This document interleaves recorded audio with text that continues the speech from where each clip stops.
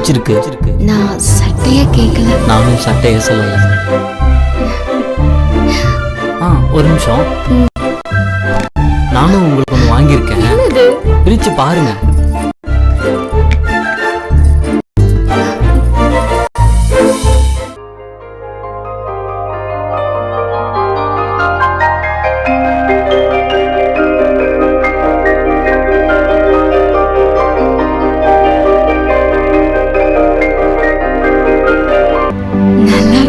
பிடிச்சிருக்கா? ரொம்ப பிடிச்சிருக்கு. நான் ஜிமிக்கியே கேட்கல. நானும் ஜிமிக்கியே சொல்லல.